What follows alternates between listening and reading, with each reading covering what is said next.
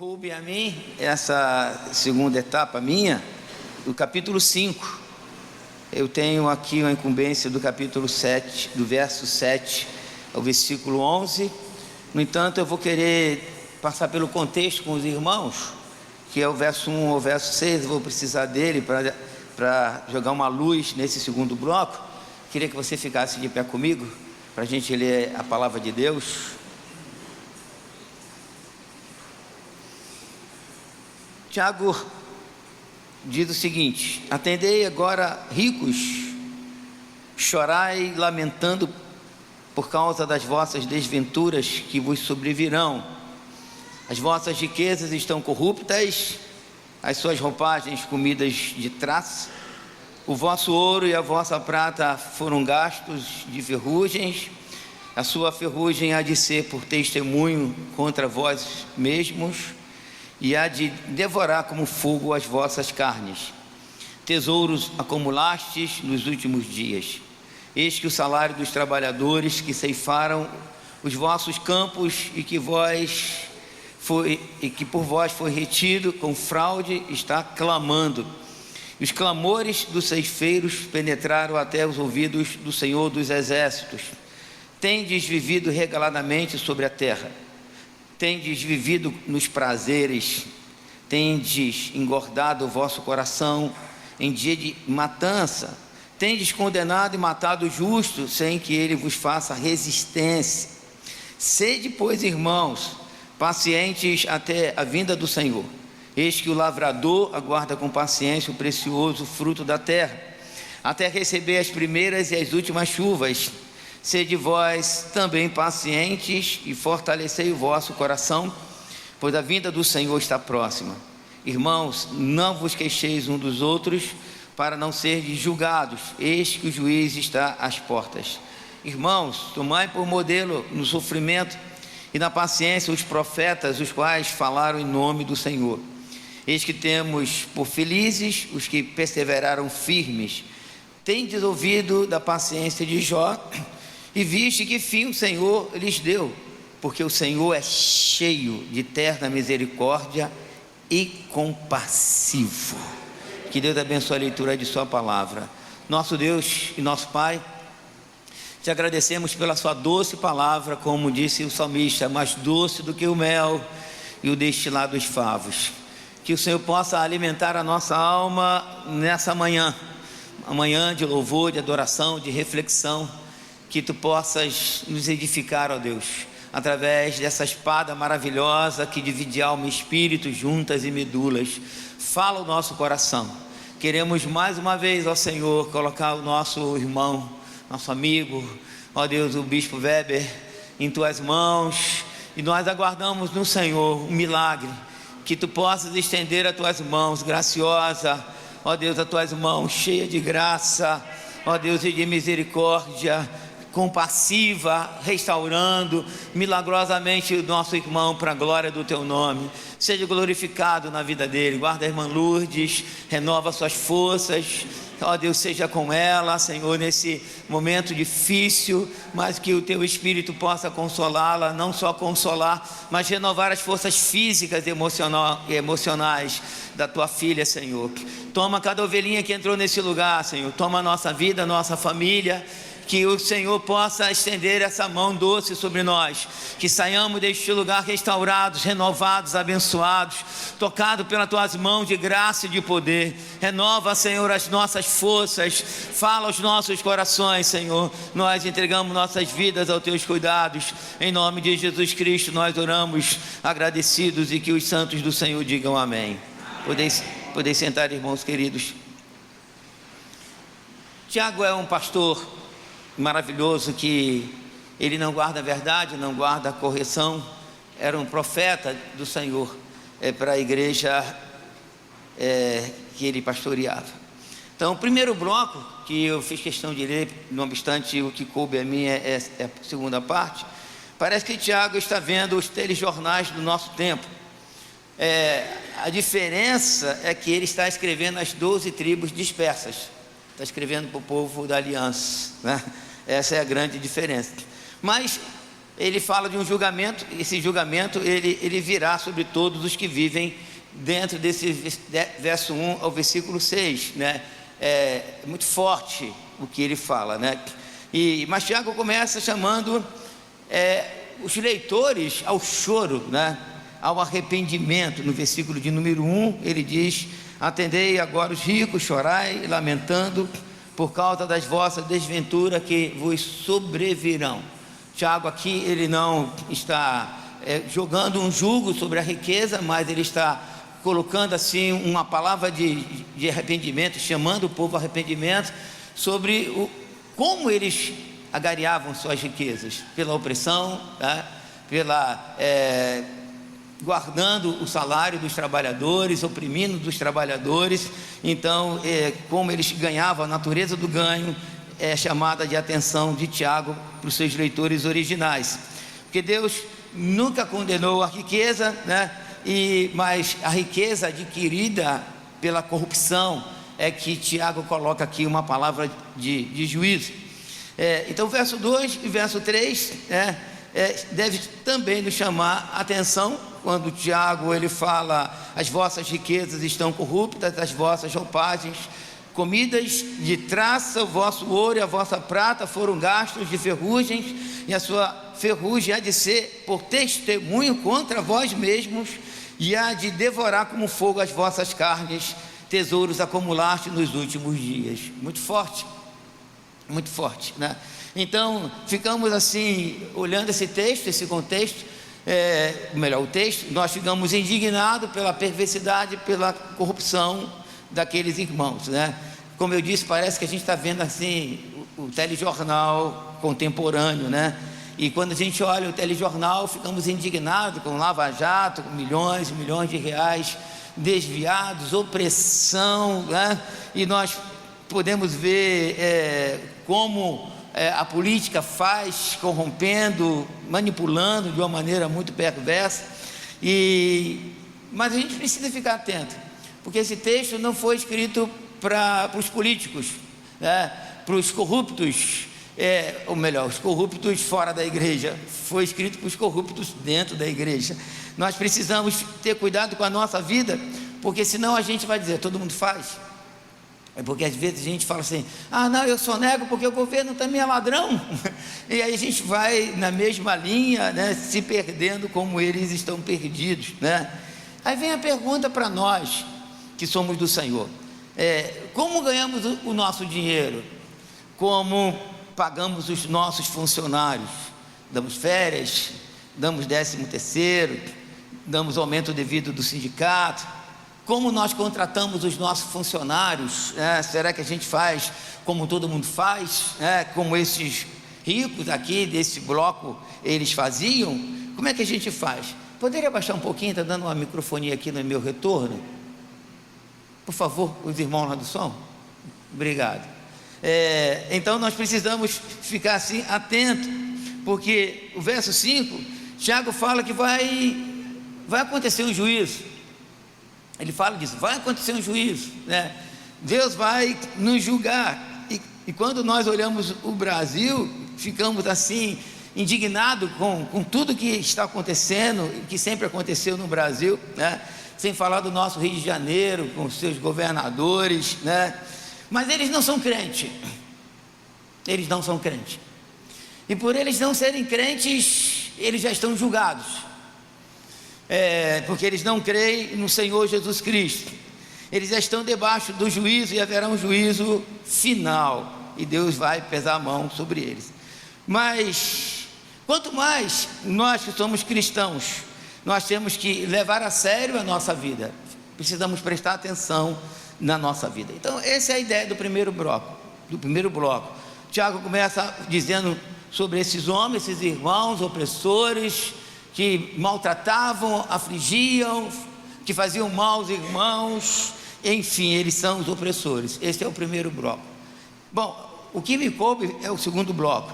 No segundo bloco, Tiago vem falando de um tema, né? Um tema misturado com um segundo tema, vamos dizer assim, que o tema é a volta do Senhor, mas ele coloca paciência na frente. E aí falando para esses que estão oprimidos por esse primeiro grupo aqui, os ricos, os que maltratavam, que sonegavam, que enfim faziam mal àqueles irmãos, ele diz o seguinte: sede, pois, irmãos, verso 7, pacientes até a vinda de Cristo Jesus. Então Tiago, ele fala de paciência, mas por quê?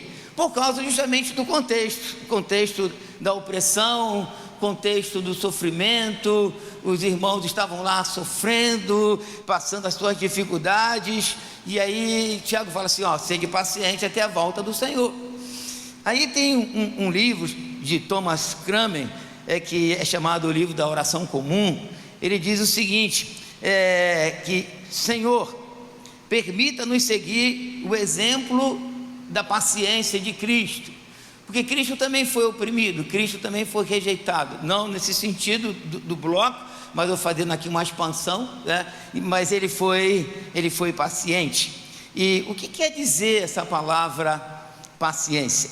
Paciência é o amor que resiste ao longo percurso, é resistir às circunstâncias difíceis sem desistir ou ceder à amargura, porque às vezes na dor, e eu quero fazer uma expansão aqui no sentido de dor, porque a dor aqui do texto é aquela dor de opressão, do patrão opressor, do rico opressor, e fazendo a expansão que da nossa dor, a gente tem vários tipos de dores, né? A gente tem gente que sofrendo, por exemplo, a Dulce tem sofrido bastante, muitas dores, guerra, depressão, intestino, coluna, e a dor é um negócio complicado, muito complicado.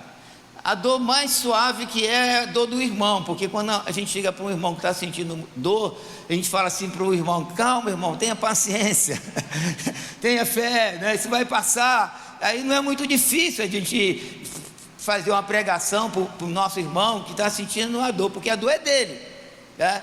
E a nossa dor ninguém sente, né? Então muitas vezes essa dor prolongada, né? Tipo assim, a gente está passando assim, um momento difícil na igreja local, né? O pastor está doente, né? O bispo está lá, está em casa, acamado, doente, são já quase 2 meses e meio, uma dor prolongada. Até quando isso vai durar? Não sei. Até quando os irmãos vão ficar recebendo visita nossa aqui? Eu sei que os irmãos não tem nada contra nós. Bom, espero. Mas até quando, né? Os irmãos, cada domingo vai vir uma cara nova aqui pregando para vocês, né? Até quando isso vai durar? É uma dor, é uma dificuldade que a gente passa. Então essa questão de prolongar a dor, de ela ser muito profunda, pode produzir amargura em nós, pode produzir tristeza em nós, pode produzir desânimo em nós. Mas o Espírito Santo tem uma palavra para nós nessa manhã, e a palavra que o Espírito Santo separou para nós nessa manhã: sede, pois, irmãos, pacientes até a vinda do nosso Senhor Jesus Cristo. Aí trazendo a definição da palavra paciência, é resistir sob circunstâncias difíceis sem desistir nem ceder à amargura ou desânimo. Então Tiago está dizendo para aqueles irmãos: não desistam, porque a volta de Cristo está próxima. Essa é a palavra que o Espírito Santo tem para nós, para mim, para você, porque a vida ela é mista, a gente tem prazer, tem alegria, mas a gente tem tristeza, tem guerra, tem luta. No meio das minhas lutas eu tenho muitas vitórias. Aliás, a gente tem mais vitória, mais prazer do que guerra, né? Tem períodos na nossa vida que são mais difíceis, tem períodos na nossa vida que parece que o negócio nunca vai acabar, né? O vale nunca vai acabar, mas nós precisamos ser pacientes. Paciência também significa trabalhar quando a recompensa é protelada, quando ela é adiada. Paciência também é aceitar que a vida oferece, mesmo que seja um sofrimento, nós precisamos viver a vida de cabeça erguida, caminhando na presença do Senhor. E esse livro de oração comum, ele foi escrito antes da Páscoa, Quer dizer, Thomas estava inspirado pelo sofrimento de Cristo, né? E aí, onde celebramos a morte, a ressurreição, agora esse mês a gente vai celebrar a paixão de Cristo mais uma vez. O bispo Walter, se Deus quiser, dando saúde para ele, está se recuperando, vai estar aqui com os irmãos, com a ajuda de Deus, ministrando para os irmãos. E ele escreveu o Thomas escreveu pensando no sofrimento de Cristo. Só que nesse bloco, do capítulo 7 ao capítulo de número 11, Tiago usa a palavra paciência 5 vezes. Isso é interessante. Por que é interessante? Porque é a ênfase do bloco. Ele está martelando essa repetição, né, dizendo para os seus leitores originais: paciência, paciência, paciência. Aí ele diz 3 vezes falando em relação à dor. Na 4ª vez ele usa os profetas: olha, os profetas, têm paciência. E na última vez que ele usa a palavra paciência, ele usa a figura de Jó. Como Jó sofreu, ele foi paciente. E aí, olha o final de Jó. Então ele usa essa palavra 5 vezes para mostrar para os seus leitores originais que outras pessoas sofreram também. Os profetas sofreram, Jó sofreu, e eles foram pacientes. E nós precisamos ser pacientes, porque a vinda do Senhor está próxima. É simples? Não é simples. Vai requerer de nós perseverança, vai requerer de nós resiliência, a gente lutar nesse momento difícil que você está passando, que nós estamos passando, no sentido genérico, a igreja está passando, a igreja aqui da vila, mas nós precisamos ser pacientes e caminhar juntos, aguardando que o Senhor está voltando, porque era isso que o bispo sempre pregou para vocês, que Jesus está voltando e que nós vamos morar no céu.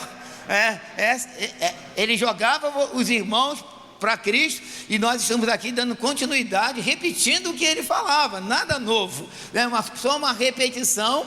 E ele repetia o que os profetas falaram, o que os apóstolos falaram, porque é isso que Deus quer de nós, que a gente tenha essa convicção que o Senhor Jesus está voltando. Então, no versículo 1 a 6, ele mostra a opressão, e no verso 7 ele dá essa palavra de encorajamento, e essa palavra é paciência. Só que Tiago coloca um limite para a paciência, porque a gente pode pensar: bom, até quando? Tipo assim, até quando a gente vai ficar sem o pastor? Até quando? Vamos ver, 1 mês, 2 meses, 5 meses, vamos ver quanto tempo a gente vai ficar. Ou então você que está passando aí sua dificuldade pessoal: até quando eu vou passar por essa guerra? A Dulce, por exemplo, ela tem, desde quando ela nasceu, a mãe dela perdeu 3 filhos por enfermidade. E aí, quando a Dulce nasceu, a mãe dela pensou que também a Dulce ia morrer. Ela foi doentinha desde criança. Aí nós nos casamos. Quando eu a conheci, ela me enganou, botou um brilho, ficou rindo, e eu pensei: opa, que menina saudável, que beleza, né, e tal. E a gente vai fazer 44 anos de casado agora, 5 de julho, né, e aí nos casamos, e aí as enfermidades foram crescendo, e ela começou a ter um problema muito severo no intestino dela. Ela tem marca-passo no intestino. Tem uma irmã aqui que tem, né? Daqui. Então, mas marca-passo para ela não adiantou muito não, tá? Então, uma guerra tremenda. Até quando? Eu fico orando: Senhor, até quando? Até quando? Até quando, Senhor? Aí Tiago coloca um limite, porque paciência tem limite. Diga bem alto comigo: paciência tem limite. Mas até quando? Qual é o limite que Tiago coloca? Volte para o texto. Veja o verso 7. Queria que você lesse bem alto comigo: sede, pois, irmãos, pacientes até, digam bem alto, até, amém. Mais alto, até, amém. Até quando? Até, esse é o limite. A gente tem que ser paciente até lá. Por quê? Porque isso fala de perseverança. O crente é alguém perseverante. O crente é alguém que não desiste. Porque pelo poder do Espírito Santo, pela ajuda de Deus, a gente crê na doutrina da perseverança dos santos, que Deus vai nos ajudar a perseverar até o final, e nós vamos perseverar até o final. Então Tiago ele poderia muito bem trazer aquela palavra mais otimista, né? Um tipo de um coach, uma palavra assim de consolo. Tiago poderia dizer o seguinte: não, meu irmão, seja otimista, seja positivista, diga bem forte, né? Isso vai passar, logo, amanhã vai passar. E aí alguém usa até aquele versículo: choro pode durar a noite inteira, mas a alegria... Aí eu tenho uma interpretação para esse versículo. O choro pode durar a noite inteira, a alegria é quando Jesus voltar. É quando Jesus voltar. Porque a gente vai viver nesse misto de choro e alegria todo dia da nossa vida. Mas esse versículo, Deus é fiel. Vai chegar o amanhã é a volta de Jesus, essa luz que vai raiar sobre a nossa cabeça, nós veremos o Senhor, aí a alegria vai ser perene, vai ser eterna, nós estaremos para sempre com o Senhor. Aí Tiago poderia falar assim: não, meus irmãos, olha, eu vou chamar a atenção dos ricos, dos opressores, e eles vão botar o pagamento em dia, vai pagar. Pô, naquele tempo não tinha 13º, naquele tempo também não tinha férias, tá? Não tinha carteira assinada. Carteira assinada é coisa do Vargas, né? Muito, muito recente. Mas Tiago poderia dar uma palavra mais para cima, mas ele falou: não, fiquem firmes no Senhor, porque Jesus está voltando. Aí ele usa a palavra, como eu disse, paciência 5 vezes, e usa a palavra a vinda de Cristo 3 vezes.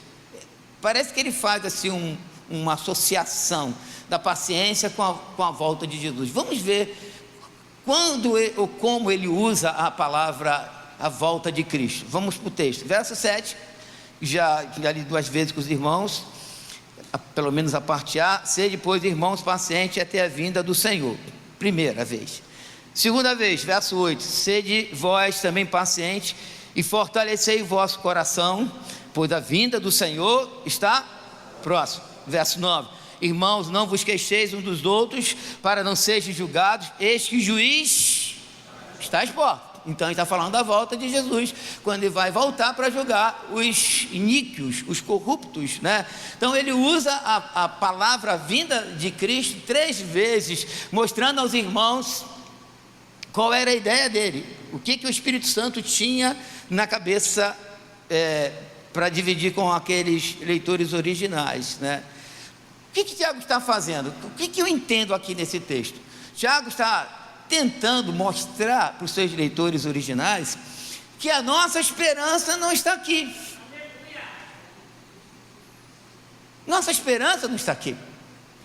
E aí Paulo, escrevendo aos Coríntios, aquele belo capítulo 15 de 1 Coríntios, quando ele fala sobre a doutrina da ressurreição, ele diz: se Cristo não ressuscitou, é vã a nossa fé. Então a ideia dele é colocar a nossa esperança em Deus, no Senhor, no encontro com o Senhor. Quando Paulo, em 1 Tessalonicenses capítulo 4, ele fala sobre a vinda de Cristo, ele fala da trombeta, os mortos ressuscitando, os vivos sendo transformados, e para o encontro do Senhor nos ares. Ele termina o bloco desse 1 Tessalonicenses capítulo 4, ele diz: consolai-vos, pois, uns aos outros com essa palavra. O que Paulo está dizendo aos Tessalonicenses? Olha, nós vamos nos encontrar com o Senhor, nós vamos morar com o Senhor, a nossa esperança é o céu. Aí, num contraste, parece que Tiago está lendo a nossa mente contemporânea, porque na nossa mente contemporânea, certamente na mente dos leitores originais, o homem, o pecador, porque o pecador é problemático, nós somos problemáticos, às vezes nós colocamos a nossa esperança aqui. Tu vê, na última eleição, não só o Brasil ficou dividido, e que eu acho muito comum, uma nação não cristã está dividida, polarizada na questão política, mas a própria igreja ficou polarizada. Os irmãos brigaram, um puxando para um lado, outro puxando para o outro. Qual é a minha leitura que eu tenho dessa polarização eclesiástica, no sentido político? É que a esperança nossa está no governo. Se um governo melhor, é um mundo melhor, e que a gente vai ficar melhor se a gente tiver um governo melhor. Sei. Aí alguns olhando, não, a gente precisa, se a gente tiver uma educação melhor, a gente vai ter um povo melhor. Eu não estou desclassificando e anulando essa questão governamental nem educacional. O que eu quero dizer para os irmãos é que a nossa esperança tem que estar além disso, porque essa é a ideia do texto. Porque Tiago está falando para pessoas, que eu mostrei para os irmãos no primeiro bloco, que estavam sofrendo opressão. Tiago poderia dizer assim: olha, vamos orar para que Deus mude isso, para que Deus coloque um imperador mais bondoso, vamos orar para que Deus levante um sindicato, para que o salário de vocês seja assim regularizado. Mas Tiago vai além, a visão do Espírito é além, que mostra para Tiago algo além, e a gente precisa ver esse além. Não obstante a gente desejar a questão governamental melhor, educação melhor, seja um país melhor, essa questão de país melhor, a gente vê uma migração de pessoas saindo do seu país, não só do Brasil para outros, mas para outros lugares, tentando uma vida melhor, né? Mas isso não é a solução. A solução, o que Tiago diz, a nossa esperança é a vinda de Cristo. Você pode dizer bem alto: a minha esperança é a vinda de Cristo. Quando o Senhor voltar, somente quando Ele voltar, toda injustiça passará, que é a questão do texto, do contexto do texto de base, e toda dor passará, porque a vida é cheia de dor. Aí, conversando, eu saí na caminhada na sexta-feira à noite com a Dulce, lá no condomínio que eu moro. Aí tinha um pastor amigo meu lá da Presbiteriana, ele estava lá fui na casa de um irmão lá e dei um abraço nele. Aí, conversando com ele, ele falou assim: Jorge, esse pessoal está falando que o pessoal da terceira idade deu o nome de melhor idade. Mentira! É melhor idade para sentir dor. É bobagem, né? É melhor idade, pessoal da melhor idade, cheio de remédio no bolso. Quer dizer, a terceira idade tem seus pontos positivos, mas tem as suas dificuldades. A mocidade tem os seus pontos positivos, mas tem as suas dificuldades. Na verdade, a vida é toda mista, ela é composta de dificuldade e de coisas boas. Quando você é criança, né? Uma vez eu estava lá com meu neto, vendo lá um desenho com ele, aí no desenho tinha 3 irmãos, um conversando com a mais velha, falou: eu quero ser adulto, quero ser adulto. Aí o pequenininho falou assim: eu não quero não, adulto tem muito problema. As crianças também têm problema para o colégio. Eu levo o meu neto para o colégio umas 3 vezes por semana. Eu vejo ele vai chateado para o colégio, né? Ele é doido para ficar em casa, né? Então a vida, mas Jesus vai voltar. É a nossa esperança, é a volta do Senhor. Então Tiago o que Tiago faz? Tiago, por exemplo, no versículo 4, voltando ao contexto, ele diz: eis que o salário dos trabalhadores que ceifaram os vossos campos e que por vós foi retido com fraude, está clamando. Quer dizer, aí Tiago fala para esses homens ricos dessa opressão. Aí Tiago poderia falar para os ceifeiros assim, os prejudicados: fiquem tranquilos, o salário de vocês, o salário vai ser devolvido. Mas ele não diz isso. Não entendo. Talvez você não queria um líder sindical como o Tiago.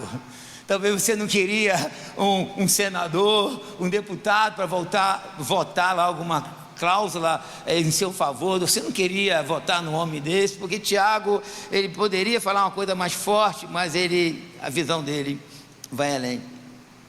Tiago usa a figura da terra. Olha só como é lindo o texto, como é rico o Espírito Santo. Voltemos ao texto, verso 7, parte B. Na parte A ele fala da paciência, e na parte B ele usa essa metáfora: eis que o lavrador aguarda com paciência o precioso fruto da terra, até receber as primeiras e as últimas chuvas. Ele está escrevendo para quem? Para pessoas da terra. Ele está escrevendo para uma cultura agrícola. Ele está escrevendo para pessoas que cuidavam da terra, os ceifeiros. Eles sabiam que eles tinham que semear. Eles não poderiam acordar no outro dia: não, eu quero colher hoje. Não, quero colher amanhã, está demorando muito. Ele tinha que aguardar primeiro as últimas chuvas, não tinha jeito, ele tinha que ser paciente. Aí Tiago, ele usa essa figura mostrando para os seus leitores originais que há um tempo, só que esse tempo não é o nosso tempo, é o tempo de Deus. E o tempo de Deus, ele é esquisito. Olha só, vem Pedro e diz: um dia como mil, mil como um. Como é que é isso? Como é que funciona isso? Como é que é essa equação? Como é que a gente vai resolver isso? Como é que a gente vai entender isso? Não entende. O que a gente tem que fazer se a gente não entende? Ser paciente, ser perseverante. Eu não entendo como Deus trabalha, eu não entendo o tempo de Deus, então tem que ser paciente. Até quando? Até a volta do Senhor.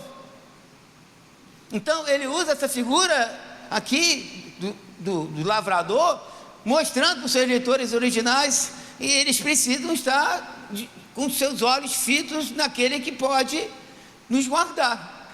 Essa é a palavra do Espírito Santo para nós nessa manhã, para a igreja cristã da Vila São Luís. Aguardar o Senhor, olhar nele, então aguardar as primeiras e as últimas chuvas, porque Deus está trabalhando na nossa vida. Tiago estava querendo responder, quem sabe, o que pelo menos é o que eu entendo, algumas perguntas. Vai demorar muito?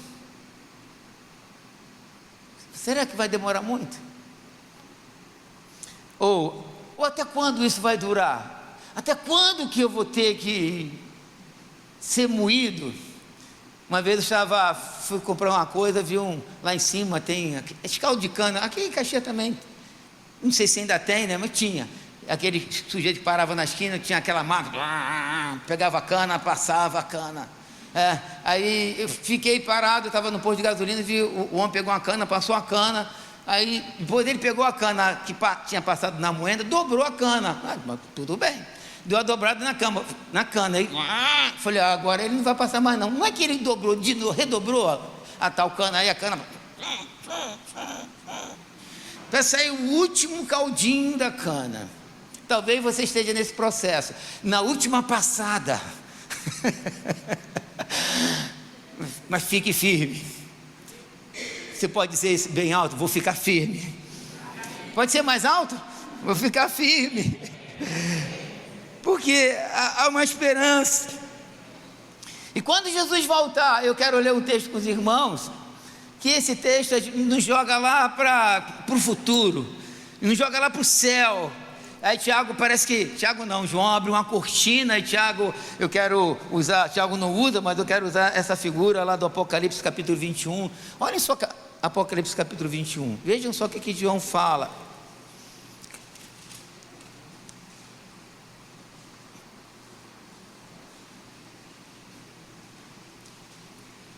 Jesus está voltando. Vi novo céu e nova terra, pois o primeiro céu e a primeira terra passaram e o mar já não existe. Vi também a cidade santa, a nova Jerusalém, que descia do céu, da parte de Deus, ataviada como noiva adornada para o seu esposo. Então ouvi grande voz vinda do trono dizendo: eis o tabernáculo de Deus com os homens. Você pode dar um glória a Deus? Deus habitará com eles, eles serão povos de Deus e Deus mesmo estará com eles. Aí começa a descrição maravilhosa do que está nos aguardando. E lhes enxugará dos olhos toda lágrima, a morte já não existirá, já não haverá luto, nem pranto, nem dor, porque as primeiras coisas passaram. E aquele que está sentado no trono disse: eis que faço novas todas as coisas. E acrescentou: escreve, porque estas palavras, digam bem alto, são fiéis e verdadeiras. Glória a Deus. Então, quando Jesus voltar, essa é a nossa esperança. Não haverá luto, não haverá lágrima, não haverá dor, mas enquanto isso a gente precisa ser paciente, porque voltemos ao texto de base, Tiago capítulo 5, o que ele faz agora? Ele faz um acréscimo, no versículo 8, e qual é o acréscimo que ele coloca aqui? primeiro ele diz: sede vós também pacientes. Qual é o acréscimo? E fortalecei o vosso coração. Por que ele diz: e fortalecei o vosso coração? Que Tiago era uma pessoa, ele sabia que os seus leitores originais eram igual a ele. Ele tinha medo, ele tinha ansiedade. Ansiedade não é nada, não é uma doença, deixa eu mudar o termo, não é um estado privilegiado nosso do século 21. Jesus fala sobre ansiedade em Mateus capítulo 6. É algo que sempre existiu no coração do homem. Às vezes o nosso coração se derrete como cera, às vezes a gente fica abalado. Então Tiago, sabendo disso, ele expande dizendo assim: olha, sede paciente e fortalecei o vosso coração. Mas fortalecer o coração em quê? Nessa mensagem gloriosa, a vinda do Senhor está próxima, nessa esperança. Então a nossa esperança é que Ele vai voltar e Ele vai estar conosco e nós estaremos com Ele para todo sempre. Então, o que eu entendo aqui nessa expansão? Que Tiago sabia que a opressão, que a perseguição, que a dor tira a nossa estabilidade. Nós não somos super espirituais, e por isso a gente não pode, todas as vezes que um irmão chega para nós: tudo bem, irmão? Não, tudo bem pela fé. Não é bem assim. Às vezes não está tudo bem, às vezes a gente não está bem. A gente tem que ter coragem, como cristão, de dizer: eu não estou bem não, estou assim, minha fé está em Jesus, mas eu estou abalado, muito abalado, mas o Senhor vai me dar graça. Então vamos orar. Por isso que a gente nem ora uns pelos outros, porque a gente está sempre sorrindo e sempre está tudo, está bem, pela fé. Não é verdade. Às vezes a gente está triste, quando alguém pergunta para você como é que você está, você fala para o irmão: estou bem não, estou muito triste. Tem que ser sincero. Aí o irmão: não, fortaleça o seu coração. Não, estou procurando fortalecer o meu coração no Senhor, como Tiago disse: eu estou aqui fortalecendo meu coração. Porque, irmãos, dor não é fácil. Lá em casa eles brincam comigo que eu sou muito fraco para dor. A Dulce é forte. Se eu sinto a metade da dor que a Dulce sente, já estava lá no paraíso muito tempo, porque eu não aguento dor não. Aí uma vez eu senti dor de dente, aí eu chamei a Dulce e os meninos, sentei com eles assim, eu falei: o documento está ali, a pasta está aqui. O que foi, pai? Não, Deus está me chamando. O que o senhor tem? Eu estou com o dente doendo. Aí eles riram de mim. Sabe por que eles riram de mim? Porque não era o dente deles. Não era o dente deles, porque se fosse o dente deles, eles iam dizer: o documento está ali. Gente, dor, pelo amor de Deus, ninguém merece dor, né? Bom, eu acho que sim, a gente merece sim, tanta dor. Aí eu fico admirado como Deus trata, como Deus trata com a igreja, como o Evangelho, ele é maravilhoso. Quando a gente volta assim para ter uma visão do texto de todo o bloco, do versículo 1 ao versículo 6, o que o Evangelho faz? Chama os opressores ao arrependimento, para choro, para lamento. As riquezas estão corrompidas. Então o Evangelho chamando aqueles irmãos para o arrependimento. Aí o que o Evangelho faz para os oprimidos?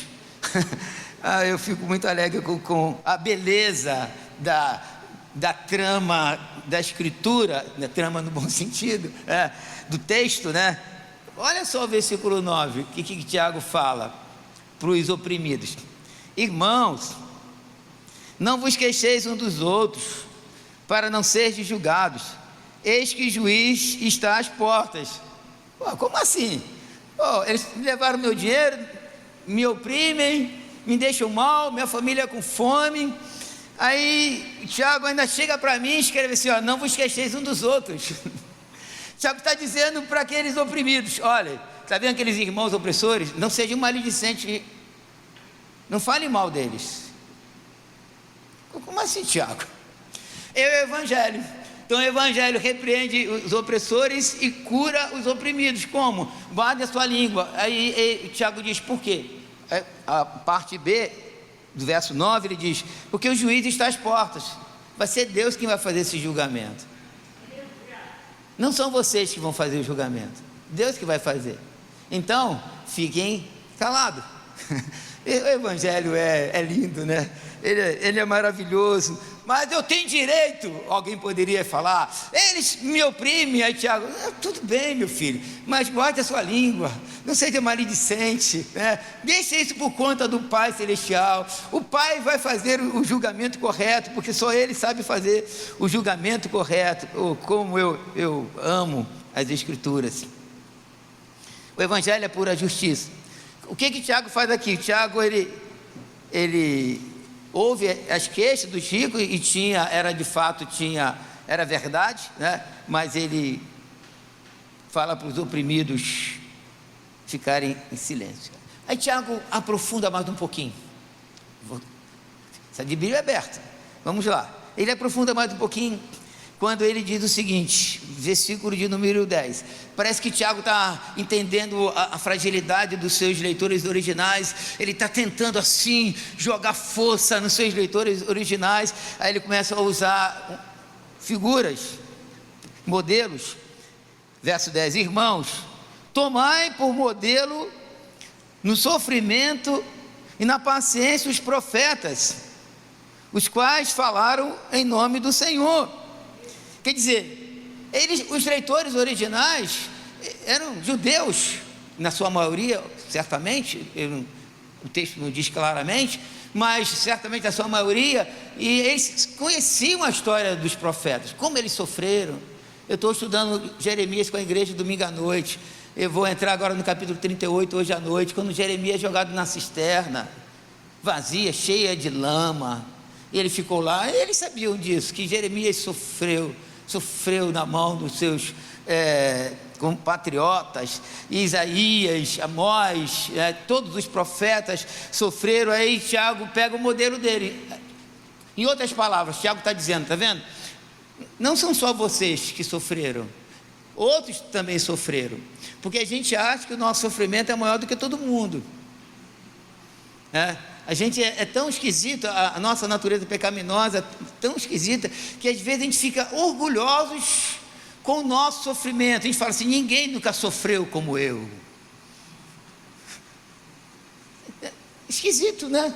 Então ele pega, os profetas também sofreram. Esse irmão que está do seu lado, ele está sofrendo também.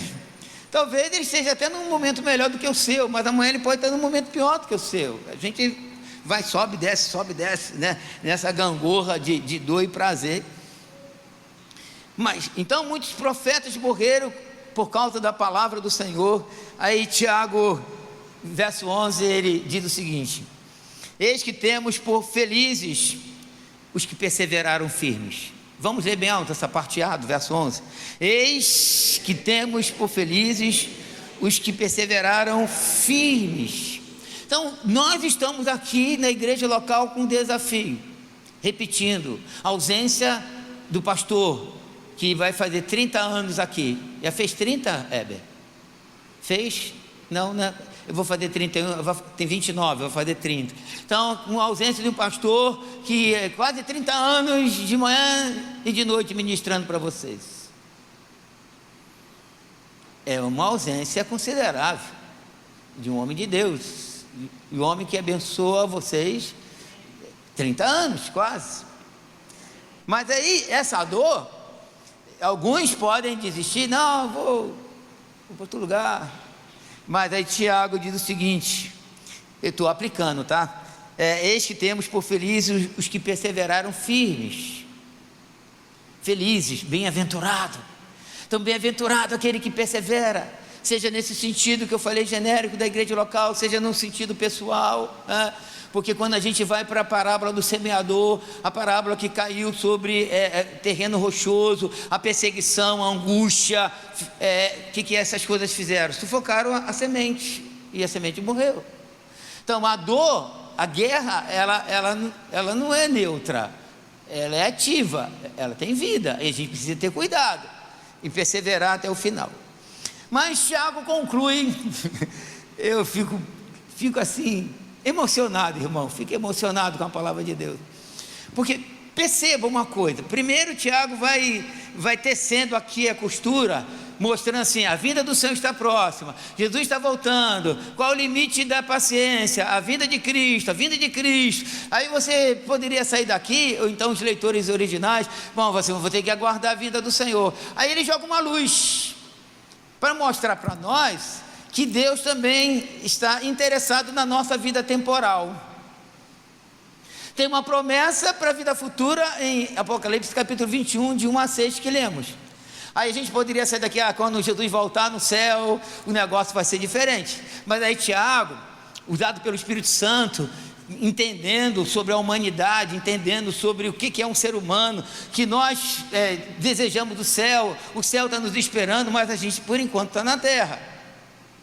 Aí Tiago parece que muda o tom, dizendo o seguinte, voltemos aqui para o texto, versículo 11, parte B: tendes ouvido da paciência de Jó, e viste que fim o Senhor lhe deu? Olha um pouquinho para mim. Bom, ele fala: viste que fim que o Senhor lhe deu, mas qual é o fim que Deus deu a Jó? O que Tiago está dizendo aqui? Que Deus deu o dobro a Jó aonde? Aqui. Foi aqui que Deus deu o dobro a Jó. O que Tiago está dizendo? Tiago não está universalizando, vamos dizer assim, que todos nós nessa terra teremos o fim que Jó teve, mas ele joga uma esperança. Por quê? Porque ele diz lá no final, olha só: porque o Senhor é cheio de terna misericórdia e compassivo. Quer dizer, ele tem terna misericórdia e compaixão de nós nessa terra, e que ele pode nessa terra, como disse o salmista, ainda verei a bondade do Senhor na terra dos viventes. Quer dizer, nós aguardamos a vinda do Senhor, que é certa, e lá Apocalipse 21 é certo, mas aqui na terra há uma possibilidade de Deus mudar a nossa sorte. Há uma possibilidade de Deus fazer com a gente o que ele fez com Jó. Por quê? Porque ele é cheio de eterna misericórdia e compaixão.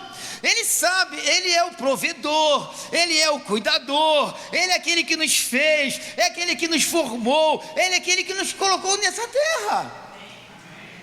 Então parece que eu vejo o Tiago concluindo, trazendo assim um equilíbrio nas coisas, porque senão a gente vai ficar muito místico, né? Lá no céu, aqui na terra não vale nada. Vale sim.